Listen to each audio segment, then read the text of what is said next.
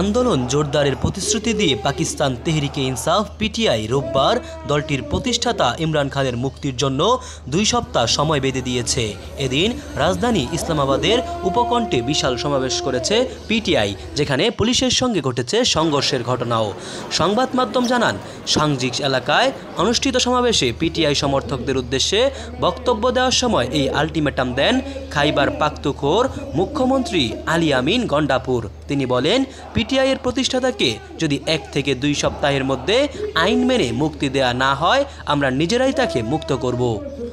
Jio news জানিয়েছে, কঠোর নিরাপত্তার মধ্য দিয়ে ইসলামাবাদে পিটিআইয়ের র্যালি শুরু হয়। দলটির নেতারা অনুষ্ঠানস্থ সাংজনি এলাকায় জড়ো হন এবং বিভিন্ন স্থানে সড়ক অবরোধে সত্ত্বেও খাইবার পাখতুনখোর মুখ্যমন্ত্রীর নেতৃত্বে একাধিক মিছিল শহরের দিকে অগ্রসর হয়।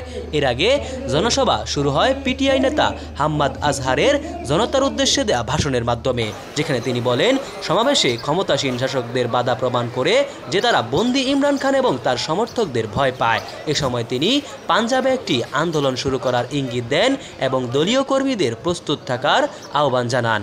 এছাড়া রাজনীতিবিদ শের আফজাল মারওয়াত একই কথা পুনর্ব্যক্ত করেন, বলেন তারা শিগগিরই জেলে থাকা ইমরানের মুক্তি এবং আইনের শাসন প্রতিষ্ঠার জন্য পাঞ্জাবে সমাবেশ করবেন। আফজাল আরও বলেন, আমরা 1 সপ্তাহের মধ্যে খাইবার পাখতুনখোয়া থেকে 50,000 লোক নিয়ে পাঞ্জাবে প্রবেশ করব। এদিকে দলটির নেতা মোহাম্মদ আলী খান বলেছেন, তারা কখনোই ভাবেননি যে ইমরান খানকে জেলে যেতে হবে।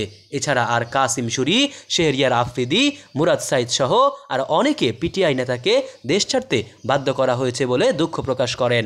তিনি ইমরান খানকে মুক্তি না দেয়া হলে ক্ষমতাসীনদের জনসমুদ্রে ভাসিয়ে দেওয়া হবে বলেও হুঁশিয়ারি দেন।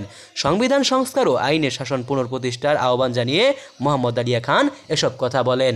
মোহাম্মদ সায়েম সরকার, নিউজ বাংলাদেশ 64।